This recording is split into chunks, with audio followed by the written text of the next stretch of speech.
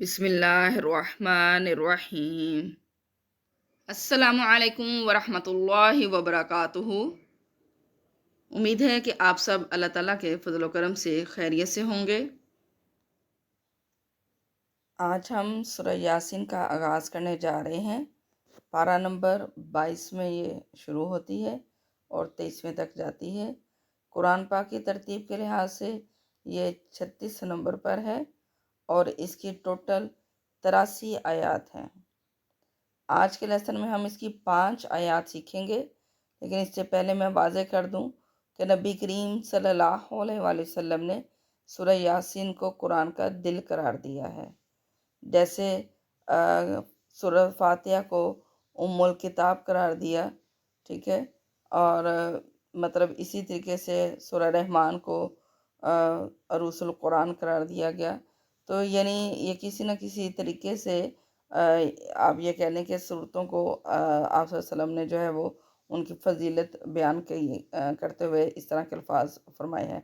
تو اب جیسے اس سورہ یاسین کو آپ صلی اللہ علیہ وسلم نے یہ کہہ لیں کہ قرآن کا دل قرار دیا، اس سے یہ ظاہر ہوتا ہے کہ جیسے دل جسم میں جو ہے وہ خون کو پمپ کرتا ہے اور حرکت لاتا ہے اور جسم کو متحرک رکھتا ہے، اور یہ کہہ لیں کہ گرمائش دیتا ہے، بالکل اسی طریقے سے اس صورت کی خاصیت ہے کہ یہ انسان کے ایمان کو جو ہے وہ جمود کا شکار نہیں ہونے دیتی، بلکہ اس میں حرکت پیدا کرتی ہے اور اس کو یہ کہہ لیں کہ گرم جوشی پیدا کرتی ہے، ٹھیک ہے۔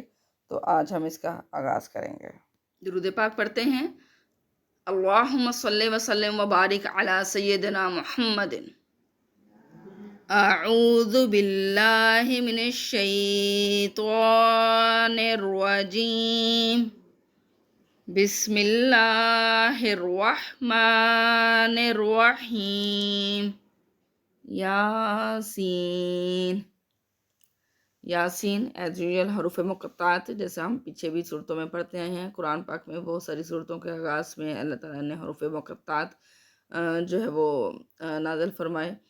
تو حروف مقطعات، ایک بات واضح کرتی چلے جاؤں، یہ طریقہ کار آپ کہیں بھی اگر دیکھیں تو کہیں objection نہیں آتی، کہیں بھی کہ صحابہ کرام نے یا سننے والوں نے یہ اعتراض نہیں کیا کہ یہ کیا الفاظ بولے جا رہے ہیں۔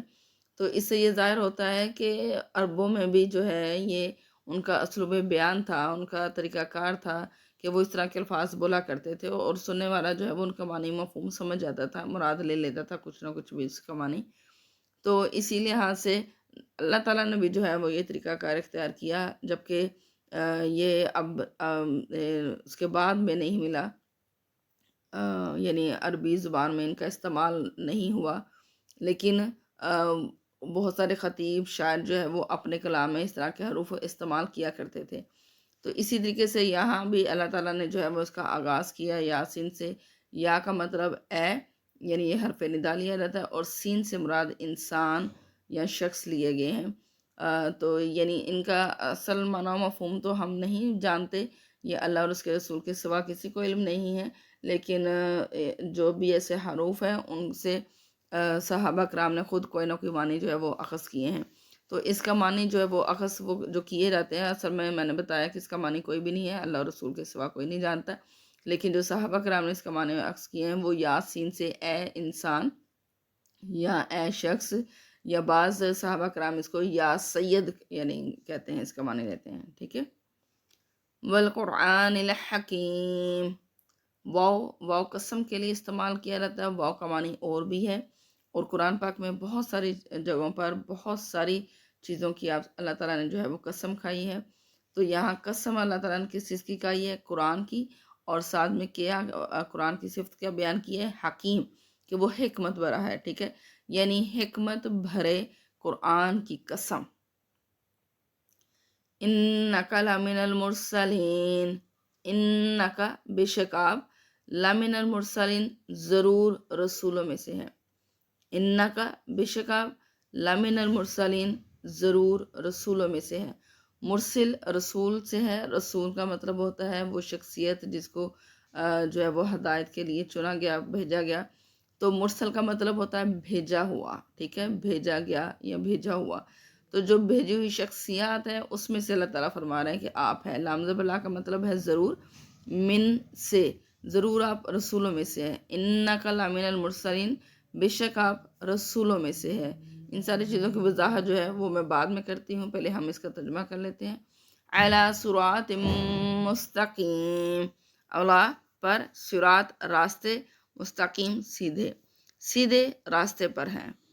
انک لمن المرسلین، بے شک آپ رسولوں میں سے ہیں، علی صراط مستقیم، اور سیدھے راستے پر ہیں۔ تنزیل العزیز الرحیم، تنزیل نازل کیا گیا ہے، نازل کا لفظ اس میں ہے، تنزیل نازل کیا گیا ہے عزیز، زبردست، رحیم رحم والے کی طرف سے، ٹھیک ہے، مہربان کی طرف سے، زبردست مہربان کی طرف سے۔ اب یہ جو سیکوینس چلتا آ رہا جو میں نے آپ کو کلیئر نہیں کیا، اب آپ کو یہ ہے اس کی سمجھ آئے گی۔ اب یہ جو اللہ تعالیٰ نے طریقہ کار اختیار کیا جس میں آپ دیکھیں کہ سورہ یاسین میں آغاز میں اللہ تعالیٰ قرآن حکیم کی قسم کھا رہا ہے، اس سے ظاہر ہوتا ہے، اس سے یہ ظاہر نہیں ہوتا ہے کہ ہم نبی کریم صلی اللہ علیہ وسلم نو ڈاؤٹ ہو کہ وہ تو اللہ تعالیٰ کی طرف سے بھیجے ہوئے رسول ہے، اور ان کو کہیں خدا نخواستہ شک تھا تو اللہ تعالیٰ نے ان کی تسلی کے لیے، تصدیق کے لیے کیا، بلکہ اس سے یہ ظاہر ہوتا ہے کہ مخالفین کی جو ہے، یعنی مشرکین مکہ کی جو ہے، وہ اس قدر یہ کہہ لیں آپ صلی اللہ علیہ وسلم کے خلاف جو ہے وہ کیا کہا جا سکتا ہے کہ جھٹلانا آپ صلی اللہ علیہ وسلم کو، یا آپ صلی اللہ علیہ وسلم کی مخالفت جو ہے وہ شدت اختیار کر گئی تھی، جس کی وجہ سے اللہ تعالیٰ نے جو ہے وہ قرآن پاک کی جو ہے وہ قسم کھا کر جو ہے وہ تصدیق کی کہ آپ صلی اللہ علیہ وسلم جو ہے وہ رسولوں میں سے ہیں، ٹھیک ہے، حکمت بھرے کلام سے۔ اب اس سے یہ ظاہر ہوتا ہے کہ یہ صورت جو ہے وہ مکہ میں نازل ہوئی، کیونکہ مکہ میں ہی آپ صلی اللہ علیہ وسلم کے خلاف جو ہے وہ سب سے زیادہ یہ ساری چیزیں جو ہے وہ پائی جاتی ہیں کہ مشرکین جو ہے وہ آئے دین آپ صلی اللہ علیہ وسلم کو کسی نہ کسی طریقے سے جو ہے وہ ٹیز کرنے کی کوشش کرتے تھے، مخالفت کر کے، اور آپ صلی اللہ علیہ وسلم کو تکلیف دینے کی کوشش کرتے تھے۔ تو اللہ تعالیٰ نے سورہ یاسین میں جو ہے وہ آغاز میں ہی قرآن پاک کی قسم کھا کر جو ہے وہ یہ یقین دہانی کرائی ہے کہ نبی کریم صلی اللہ علیہ وسلم رسولوں میں سے ہی ہیں، ٹھیک ہے۔ ساتھ میں قرآن کی جو ہے وہ صفت بھی بیان کر دی کہ یہ حکمت بھرا کلام ہے، کسی عام انسان کا کلام نہیں ہے، بلکہ قرآن الحکیم، یعنی حکمت بھرے قرآن کی قسم کہ کسی عام انسان کا یہ کلام نہیں ہے، تو یہ حکمت سے بھرپور ہے۔ انک لمن المرسلین، کہ آپ رسولوں میں سے ہی ہیں، ٹھیک ہے، علی صراط مستقیم، اور سیدھے راستے پر ہیں، یعنی سیدھے راستے پر ہیں، بے شک آپ رسولوں میں سے ہیں اور سیدھے راستے پر ہیں۔ تنزیل العزیز الرحیم، زبردست اور مہربان کی طرف سے یہ نازل کیا گیا ہے، یہ قرآن جو ہے وہ زبردست اور مہربان کی طرف سے۔ اب اس میں اللہ تعالیٰ نے اپنی دو صفات کا ذکر کیا ہے، ایک عزیز کے دو معنی ہیں، ایک ہے تو زبردست، دوسرا معنی غالب، یعنی غالب اور زبردست، یعنی ایسی ذات جو ہر چیز پر غالب ہو، ٹھیک ہے۔ تو اس کا مطلب کہ جو بھی مشرکین اعتراضات کر رہے ہیں اور آپ صلی اللہ علیہ وسلم کے خلاف جو ہے وہ جو کچھ بھی بول رہے ہیں، اللہ تعالیٰ فرما رہا ہے کہ تم کسی طریقے سے بھی جو ہے وہ ان سب چیزوں کو جھٹلا کر نبی صلی اللہ علیہ وسلم کو اذیت نہیں دے سکتے۔ اللہ تعالیٰ تم سب پر جو ہے وہ حاوی ہے، ٹھیک ہے، تم سب پر غالب ہے۔ اور رحیم سے، رحیم یعنی مہربان بھی ہے، کہ اللہ تعالیٰ گناہوں کا بخشنے والا ہے، مہربان ہے۔ تو اگر یہ ساری چیزیں یعنی قرآن پاک کی آیات وغیرہ سن کر جو ہے وہ اللہ تعالیٰ اور آپ صلی اللہ علیہ وسلم کی ذات پر جو ہے وہ اگر انسان ایمان لے ہے تو اللہ تعالیٰ پچھلے سارے گناہوں کو جو ہے وہ معاف کرنے والا ہے، ٹھیک ہے۔ تو قرآن پاک کی میں تو قرآن پاک کی کوئی تفسیر بیان نہیں کر سکتی، یہ ایسی آیات ہے جس کو ہم ایکسپلین نہیں کر سکتے، لیکن میرا مقصد صرف کیونکہ ہے کہ تھوڑا بہت واضح کر دیا جائے، اور جو بھی اللہ تعالیٰ فرمانا چاہتا ہے میں تو اس تک پہنچ بھی نہیں سکتی، لیکن اپنی سی میں نے تھوڑی سی کوشش کی ہے کہ میں آپ لوگوں کو قرآن کو آسان الفاظ میں پڑھنے کی جو ہے وہ پڑھا سکوں، یعنی سمجھا سکوں، آپ کے فہم میں اس کو لا سکوں، ٹھیک ہے۔ تو آج کے لیے اتنا ہی کافی ہے۔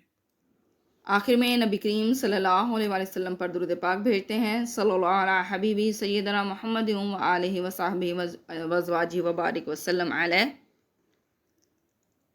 اللہ تعالیٰ سے دعا ہے کہ اللہ تعالیٰ ہمیں صحیح معنوں میں قرآن پاک پڑھنے، سمجھنے اور اس پر عمل کرنے کی توفیق عطا فرمائے۔